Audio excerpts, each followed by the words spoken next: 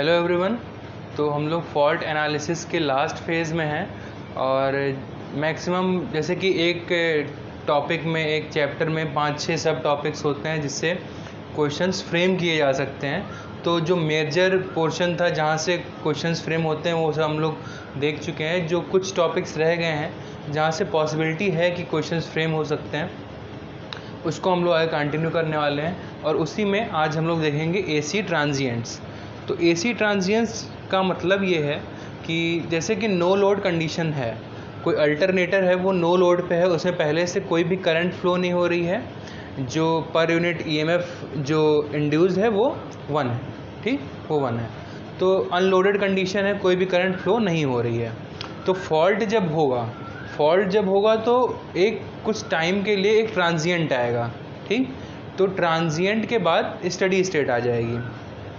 तो हम लोग उसी का आज डिस्कशन करेंगे कि ट्रांजिएंट जैसे कि फॉल्ट हुआ तो एक ट्रांजिएंट कंडीशन कैसे होगी, उसमें कौन कौन से टर्म्स आएंगे और उससे रिलेटेड फॉर्मूले जो हैं वो, और उसके बाद उससे क्वेश्चंस कैसे फ्रेम किए जा सकते हैं, ठीक। तो इसमें हम लोग आज देखते हैं कि एसी ट्रांजिएंट्स का मतलब क्या है।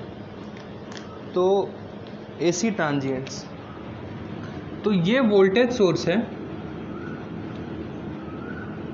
ठीक, ये Vm sign omega T plus alpha, ठीक, ये वोल्टेज सोर्स है जो कि इंड्यूस्ड वोल्टेज हुआ है पहले से। मान लेते हैं कि रेजिस्टेंस R है और इंडक्टेंस L है, R L, और यहाँ पे ये फॉल्ट हुआ, ये लाइन किससे कनेक्ट हो गया, ग्राउंड से। लेकिन इसको हम ट्रांजिएंट स्टेट मानते हैं कि पहले तुरंत फॉल्ट हुआ नहीं होगा, पहले ये स्विच क्लोज होगा, ठीक। तो ये आर एल, ये स्विच की जिस इंस्टेंट पे फॉल्ट हो रहा है, ये वोल्टेज सोर्स है अपना। तो अगर ये स्टडी स्टेट की बात की जाए, कि मतलब ये अगर स्विच ना हो तो करंट कौन सी फ्लो होगी। सिंपल हम लोग जानते हैं, जो हम लोग स्टडी करते हैं नेटवर्क्स में, स्टडी स्टेट एनालिसिस साइनसॉइडल का, तो इसका इम्पिडेंस कितना है, R square plus omega L का होल स्क्वायर का रूट, ठीक। तो इम्पिडेंस हो गया, देखते हैं इसका, तो V M sine omega T plus alpha minus theta क्यों, जो इम्पिडेंस एंगल होगा वो माइनस हो जाएगा क्योंकि लैग करेगी ना, ये इंडक्ट आर है एल है, तो करंट क्या करेगी, इससे लैग करेगी, और अपॉन में क्या आ जाएगा, डिवाइड किससे होगा, जेड, ठीक, इम्पिडेंस। अब ये जेड कितना है, जेड है R square plus omega L का होल स्क्वायर का रूट, और tan थीटा कितना है, tan थीटा है ओमेगा एल अपॉन आर, जिसको हम और क्या लिख सकते हैं, XL बाई आर, ठीक। तो ये अपना स्टडी स्टेट करंट है। लेकिन इस स्टडी स्टेट के पहले एक ट्रांजिएंट करंट भी तो होगी। जैसे हम लोग एक नॉर्मल डीसी ट्रांजिएंट पढ़ते हैं तो एक ट्रांजिएंट आता है, ठीक, कि 0 माइनस पे क्या करंट थी, 0 पे क्या करंट है और 0 प्लस के बाद क्या करंट होगी, तो वो हम देखते हैं। तो इस पूरी करंट को हम टोटल करंट मान लेते हैं, इसको हम मान लेते हैं आई टी, ठीक। तो I T is equal to I steady state मतलब यही वाली करंट प्लस आई ट्रांजिएंट,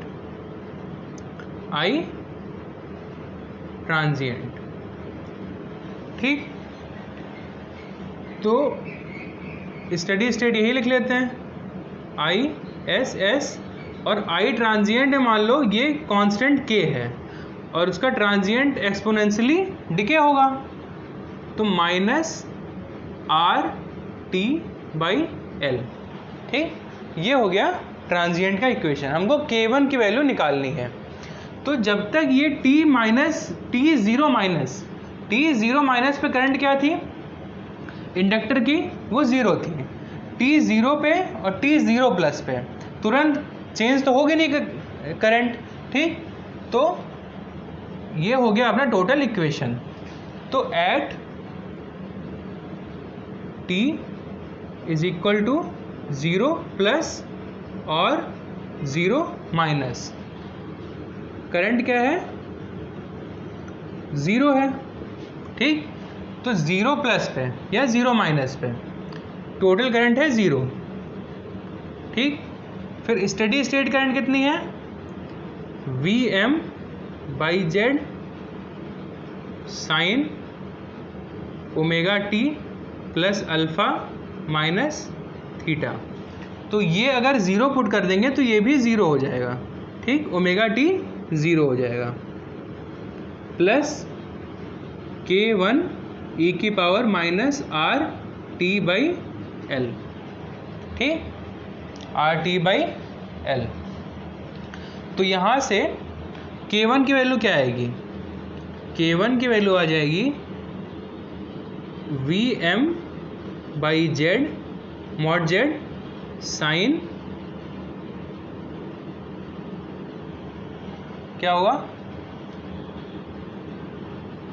ये माइनस इधर चला जाएगा, ठीक। जब इधर चला जाएगा तो थीटा माइनस अल्फ़ा हो जाएगा, ठीक। तो ये हो जाएगा K1। अब अगर हम फाइनल इक्वेशन लिखना चाहें, जैसे K1 ये हो गया, तो ये टोटल अपना फाइनल करंट थी। तो फाइनल करंट क्या आ जाएगा, फाइनल करंट का जो इक्वेशन होगा वो IT हो जाएगा V M by mod Z sine theta minus alpha E की power minus R T by L plus V M by Z sine omega T plus alpha minus theta, ठीक। तो ये अपना टोटल फाइनल इक्वेशन हो जाएगा इस current का, जो करंट फ्लो होने वाली है उसका ये फाइनल इक्वेशन हो जाएगा, ठीक।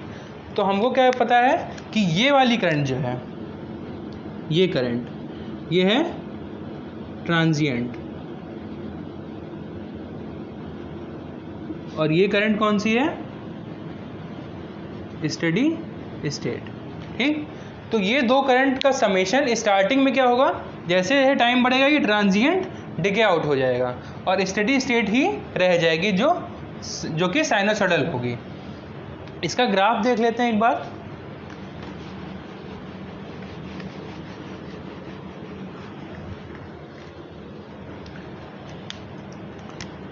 तो डिके करंट कौन सी हो रही है, टाइम के साथ जैसे टाइम बढ़ेगा वैसे करंट ये वाली डिके हो जाएगी, ट्रांजिएंट वाली।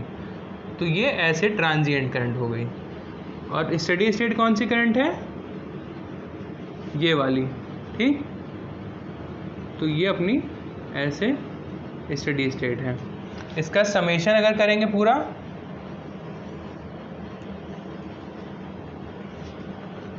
तो करंट का वेवफॉर्म कुछ इस तरीके से आएगा।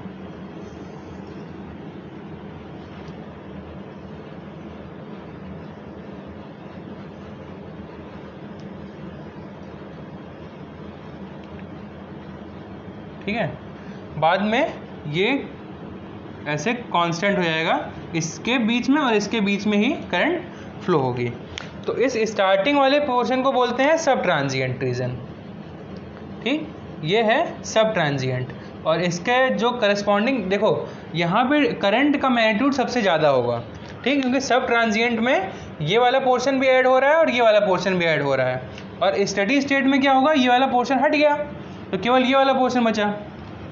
तो इससे हम लोग कंक्लूड क्या कर सकते हैं कि सब ट्रांजिएंट में करंट ज़्यादा होगी, ठीक। तो सब ट्रांजिएंट में करंट ज़्यादा होगी और स्टेडी स्टेट में करंट कम होगी। तो सब ट्रांजिएंट का रिएक्टेंस क्या होगा, V अपॉन रिएक्टेंस। जैसे आई सब ट्रांजिएंट, ठीक, ये ज़्यादा होगा आई ट्रांजिएंट और आई स्टेडी स्टेट, ठीक। तो v by x double dash, v by x dash, v by x केवल x, ठीक। तो ये क्या है, रिएक्टेंस, सब ट्रांजिएंट रिएक्टेंस, ये ट्रांजिएंट रिएक्टेंस और ये स्टेडी स्टेट रिएक्टेंस। तो यहाँ से हम लोग क्या बोल सकते हैं कि ट्रांजिएंट रिएक्टेंस जो होगा वो सबसे कम, फिर सब ट्रांजिएंट रिएक्शन सबसे कम, फिर उसके बाद ट्रांजिएंट रिएक्टेंस और उसके बाद स्टेडी स्टेट रिएक्टेंस सबसे ज़्यादा, ठीक। तो यहाँ से ये कंक्लूजन हम लोग ड्रॉ कर सकते हैं। अब ये ज़्यादा क्यों होता है, कम क्यों होता है, वो हम लोग डिस्कस कर सकते हैं थोड़ा सा, अगर आप लोग बुक्स को रिफ़र करेंगे। इसमें क्या होता है कि जो करंट होती है वो डैम्पर वाइंडिंग में, फील्ड वाइंडिंग में और आर्मेचर में, तीनों में फ्लो होती है, जिसके वजह से तीनों का रिएक्टेंस रहता है और तीनों का रिएक्टेंस पैरेलल में रहता है, ठीक। तीनों का रिएक्टेंस पैरेलल में रहता है, इससे कि इफेक्टिव रिएक्टेंस कम हो जाता है। इसमें क्या होता है, केवल आर्मेचर और फील्ड का रहता है और वो दोनों पैरेलल में रहता है, इससे कि वो इक्विवेलेंट आ जाता है एक्स डैश, और यहाँ पे केवल एक्स केवल आर्मेचर का रिएक्टेंस रहता है, ठीक। तो ये हो गया आर्मेचर मतलब रिएक्टेंस का ऑर्डर, ये हो गया करंट का ऑर्डर। अब इससे रिलेटेड जो क्वेश्चंस पूछे गए हैं वो हम लोग देखते हैं।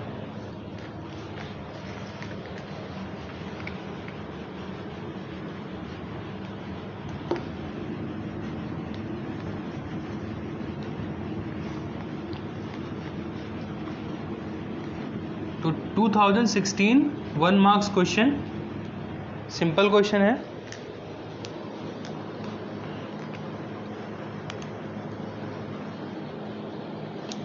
To 2016 1 marks.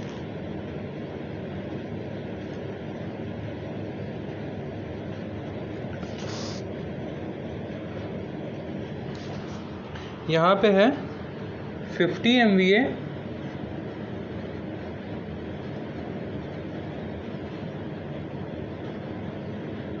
10 किलोवोल्ट, ये बेस दिया हुआ है और रिएक्टेंस गिवन है XS, steady state reactance given है 1 पर यूनिट और ट्रांजिएंट रिएक्टेंस गिवन है 0.2। तो हमसे पूछा जा रहा है कि इनिशियल करंट और final values of sinusoidal component of short circuit current, मतलब initial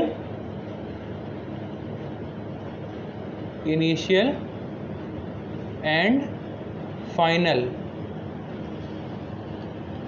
values of short circuit current क्या होगा, ठीक। शॉर्ट सर्किट करंट क्या होगा। तो यहाँ पे कोई पॉजिटिव निगेटिव जीरो तो गिवन नहीं है, तो हम इसी को मानेंगे कि ये पॉजिटिव सीक्वेंस है। और फॉल्ट कौन सा हो रहा है, वो 3 फेज फॉल्ट हो रहा है। तो यहाँ पे हम लोग देख सकते हैं कि 3 फेज फॉल्ट हो रहा है और स्टार्टिंग में जो रिएक्टेंस है वो इतना है, ठीक। तो initial and final values of short circuit current, initial to final value होगा, initial to final value of short circuit current. तो इनिशियल मतलब हम रिएक्टेंस कौन से यूज़ करेंगे, सब ट्रांजिएंट का। तो आई इनिशियल कितना हो गया, EA upon x double dash, ये हो जाएगा 1/0.2, ये सब पर यूनिट में है।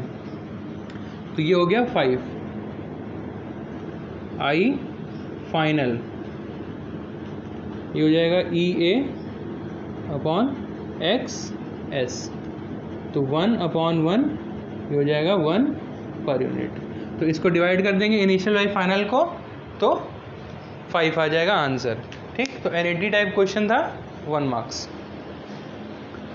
सेकंड क्वेश्चन है 2019 1 मार्क।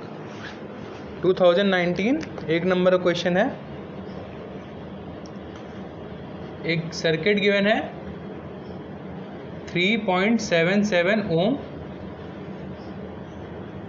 इंडक्टेंस है 10 मिली हेनरी, ये ट्रांजिएंट T0 और ये लगा है सोर्स है VT 150 sin 377T plus theta.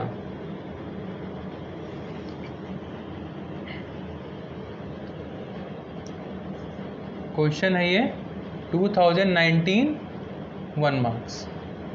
ठीक, तो यहाँ पे हमसे पूछा है कि for what value of theta, theta की कौन सी वैल्यू के लिए डीसी ऑफसेट करंट, जो ट्रांजिएंट करंट होती है उसको डीसी ऑफसेट करंट भी बोलते हैं।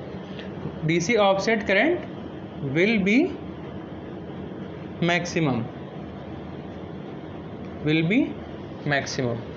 ठीक, तो ये क्वेश्चन हमको गिवन है, इसका सॉल्यूशन देखते हैं कैसे होगा।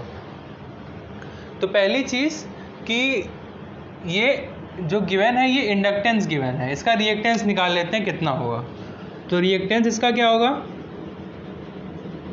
रिएक्टेंस इसका होगा XL 377, ये हो गया ओमेगा, ओमेगा ये है ना ओमेगा T, तो ओमेगा 377 इंटू L 10 इंटू 10⁻³ और ये हो जाएगा ओम्स में, तो 3.77 ओम आ जाएगा आंसर। एक्सेल हो गया ये, तो ये भी बराबर है, ये भी बराबर है। ठीक, तो यहाँ से अब यहाँ पे अभी तक हम लोग जो स्टडी किए थे वहाँ पे वोल्टेज सोर्स में जो एंगल आता था, एंगल हम लोग अल्फ़ा मानते थे। यहाँ पे क्योंकि हम लोग अल्फ़ा मानते थे इसलिए पहले से उसने कंफ्यूज करने के लिए इसको थीटा दिया हुआ है। ठीक, तो ये थीटा नहीं है, जो अभी तक हम लोग डिस्कशन किए थे उसके हिसाब से ये अल्फ़ा है। ठीक, तो हम लोग थीटा जो मानते थे उसको θ1 मानेंगे। ठीक, तो इसका इम्पिडेंस एंगल हम मान लेते हैं θ1, तो tan θ1 is equal to XL/R, तो 3.77 अपॉन 3.77 इज इक्वल टू 1, और θ1 कितना आ गया 45 डिग्री। अब डीसी ऑफसेट करंट होती कितनी थी अपने अकॉर्डिंग होती थी VM/Z sign theta minus alpha e⁻⁻RT/L। ठीक, लेकिन अब इसके अकॉर्डिंग क्या करना पड़ेगा, हमको डीसी ऑफसेट करंट लिखना है, तो VM/Z साइन थीटा की जगह पे क्या रखेंगे 45 डिग्री माइनस, और इसके जगह पे अल्फ़ा की जगह पे हम थीटा रखेंगे। ठीक, बस थीटा e⁻⁻RT/L। ठीक, तो यहाँ से पूछा गया है कि किस थीटा के लिए ये करंट मैक्सिमम होगी। ठीक, तो थीटा अगर हम -45 रख दें, थीटा अगर -45 रख दें तो क्या होगा कि ये पूरा टर्म हो जाएगा 90 और ये फिर मैक्सिमम होगा, क्योंकि ये तो हम चेंज कर नहीं सकते, ये हम चेंज कर नहीं सकते, हम चेंज कर सकते हैं थीटा को। तो थीटा अगर -45 रखेंगे तब जाके ये sin 90 बनेगा। ठीक, तो ऑप्शंस वाला क्वेश्चन था, इसमें 4 ऑप्शन गिवन थे और -45 इसका आंसर सही होगा। ठीक, तो बस इसमें सारा डिस्कशन वही था जो अभी तक हम लोग डिस्कस किए हैं। बस इसमें ध्यान देने वाली बस इतनी चीज़ थी कि इसको अभी तक हम लोग अल्फ़ा मानते थे और इसमें क्वेश्चन में इसको थीटा दिया हुआ है। ठीक, तो बस उसके अलावा इसमें कुछ भी ऐसा ही था जो हम लोग ना जानते हों। ठीक, अब ये हो गया AC ट्रांजिएंट का पार्ट, और नेक्स्ट टॉपिक हम लोग देखते हैं कि अगर फॉल्ट किसी बस पे हो रहा है, तो उस फॉल्ट की वजह से दूसरे बस पे क्या इफेक्ट आता है। फॉल्ट किसी बस पे हो रहा है, मान लो ए बस पे फॉल्ट हो रहा है और बी बस पे उसका इफेक्ट क्या आएगा।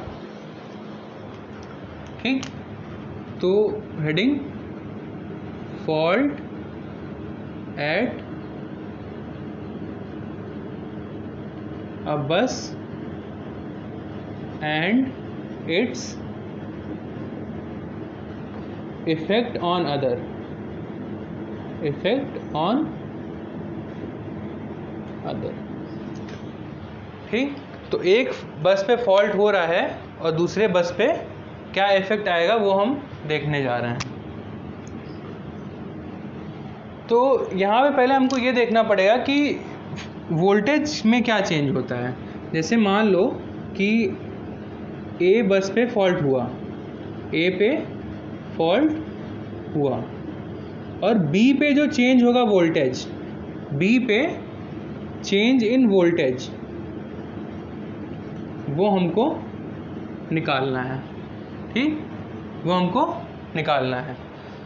तो बी पे जो चेंज इन वोल्टेज होगा, वोल्टेज चेंज इन बी, ये होता है minus I F into Z A B.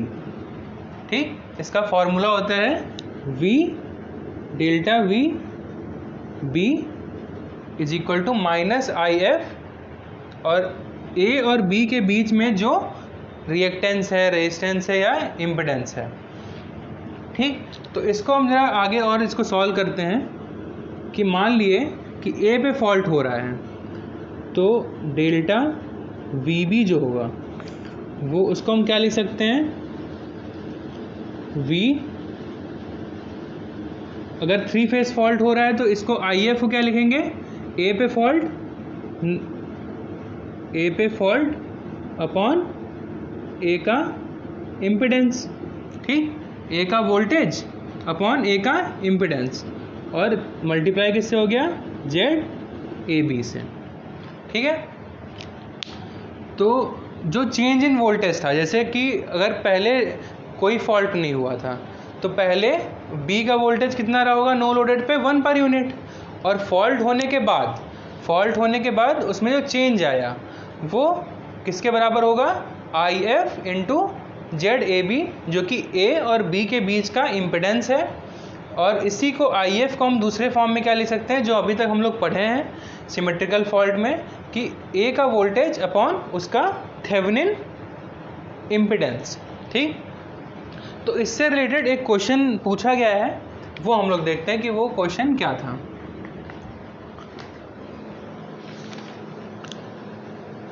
To 2016 1 marks का क्वेश्चन है, 2016 1 मार्क्स।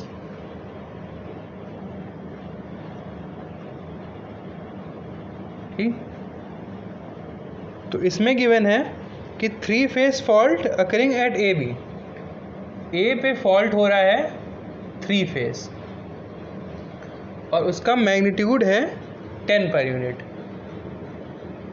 10 पर यूनिट, और बी पे फॉल्ट हो रहा है थ्री फेज, उसका मैग्नीट्यूड है 8 पर यूनिट। ठीक, उसका मैग्नीट्यूड है 8 पर यूनिट, और ए और बी का पहले voltage A V A initial is equal to V B initial is equal to 1 per unit, मतलब अनलोडेड कंडीशन पहले से हमको गिवन थी। अब इसमें नेक्स्ट स्टेटमेंट बोल रहा है कि वोल्टेज मैग्नीट्यूड एट बस बी ड्यूरिंग फॉल्ट, अगर ए पे फॉल्ट हुआ तो जो बी का वोल्टेज है वो 0.8 है, 0.8 पर यूनिट, और अगर बी पे फॉल्ट हुआ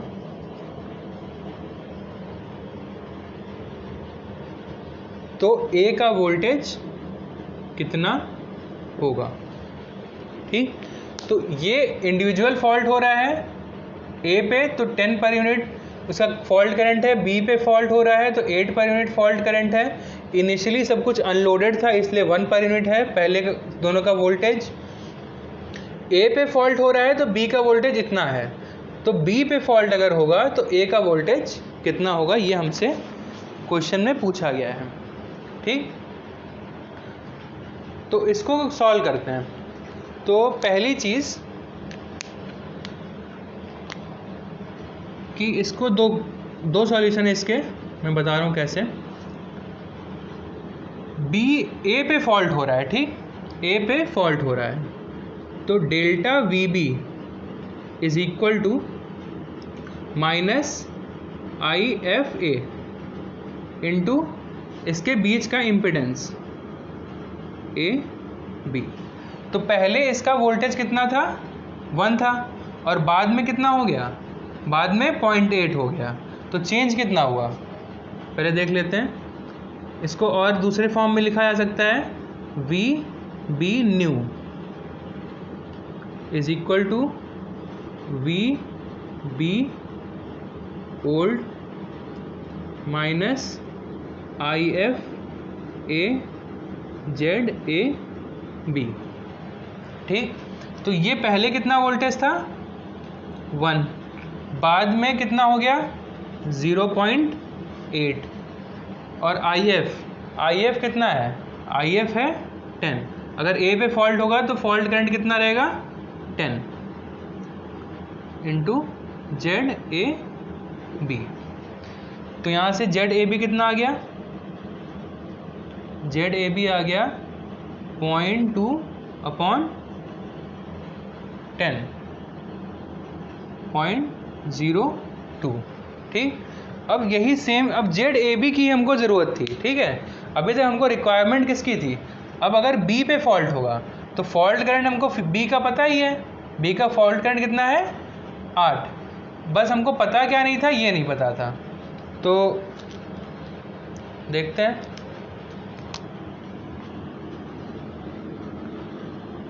अब दूसरे केस में जेड ए बी हमको पता चल गया, तो V A new is equal to V A old minus fault current.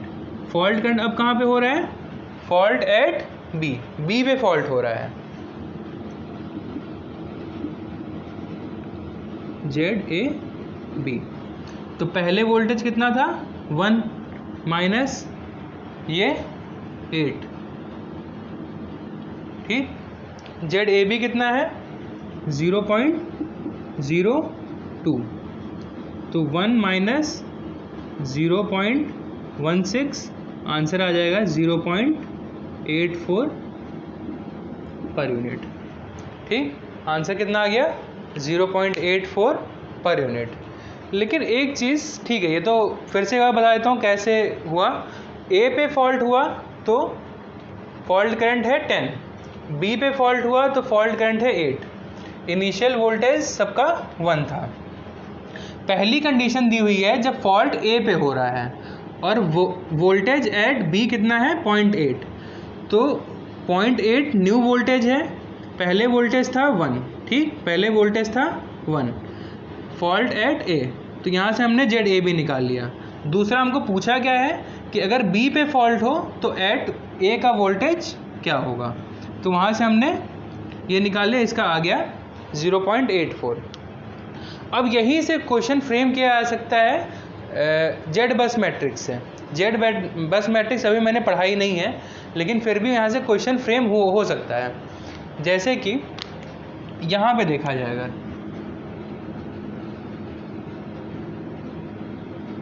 ये मान लो 2 बसेज हैं ए बी, ए और बी, तो ये वाला एलिमेंट जो होगा वो जेड ए होगा, ये वाला एलिमेंट जेड बी बी होगा, और ये एलिमेंट जेड ए बी और जेड ए बी। ठीक, तो ऐसा ही क्वेश्चन एक बार आया भी है अभी वो मेरे बुक में, क्योंकि वो वाला क्वेश्चन गिवन ही नहीं है प्रीवियस ईयर में, लेकिन अभी रिसेंट में जेड बस से भी फॉल्ट करंट कैसे निकालते हैं वो क्वेश्चन आया हुआ है। तो इसमें सब कुछ यही है, बस ये सारी वैल्यू जो हम निकाल रहे हैं, ऐसे ये निकाल रहे हैं, ठीक, ये वैल्यू हमने निकाली, और यहाँ से अगर जेड ए की वैल्यू निकाला जाए, यहाँ से जेड ए ए की वैल्यू निकाला जाए तो क्या होगा, I F is equal to V A by Z A A. तो जेड ए ए कितना होगा 1/10.1। ऐसे ही जेड बी बी कितना होगा 1/8। ठीक, तो ये एक्चुअल में फॉल्ट करंट दिया हुआ है, लेकिन अगर हमको ये फॉल्ट करंट ना दिया हो, अभी तो हमने फॉल्ट करंट दिया था तो हमने सारी वैल्यूज़ कैलकुलेट कर ली, लेकिन अगर फॉल्ट करंट ही ना दिया हो तो फिर उस केस में क्या कर सकते हैं कि उस केस में जेड बस मैट्रिक्स दी होगी, और जेड बस मैट्रिक्स का ये वाला एलिमेंट जो होगा, ये वाला एलिमेंट हमको गिवन होगा, तो वहाँ से हम लोग फॉल्ट करंट निकाल लेंगे ये, और ये वाला अगर एलिमेंट गिवन होगा तो वहाँ से हम लोग फॉल्ट करंट निकाल लेंगे ये। ठीक, और ये वाला एलिमेंट हमको गिवन होगा तो वहाँ से ये हमको निकालने की ज़रूरत नहीं पड़ेगी। ठीक, तो ये रिसेंट ईयर में क्वेश्चन पूछा गया है, इसमें हम लोग एक हेडिंग डाल के भी इसको नोट भी कर सकते हैं कि अगर जेड बस गिवन हो, fault calculation of fault current with the help of Z बस मैट्रिक्स। ठीक, तो जेड बस मैट्रिक्स अगर गिवन हो तो इस तरीके से हम लोग प्रोसीड कर सकते हैं। ठीक है, मेन मैक्सिमम यही सब था, और नेक्स्ट लेक्चर लास्ट लेक्चर होगा फॉल्ट एनालिसिस का, और उसके बाद हम लोग फेज कंट्रोल रेक्टिफायर स्टार्ट करेंगे। ठीक, इसमें आप लोग क्वेश्चन ऐसे ही करते रहिए प्रीवियस ईयर, और भी अगर कोई आपके पास सोर्स है, लेकिन एक टॉपिक पे बहुत ज़्यादा टाइम देने की ज़रूरत नहीं है, बस ये इम्पॉर्टेंट ज़्यादा है कि हर टॉपिक का जो हर पोर्शन हम लोग टच कर रहे हैं कि नहीं। ठीक, बहुत डिटेल में क्वेश्चन करने की जरूरत नहीं है, लेकिन हर टॉपिक का हर कोना हर कॉर्नर शुड बी टच्ड। ठीक, मिलते हैं नेक्स्ट लेक्चर में जो कि लास्ट लेक्चर होगा। Thank you.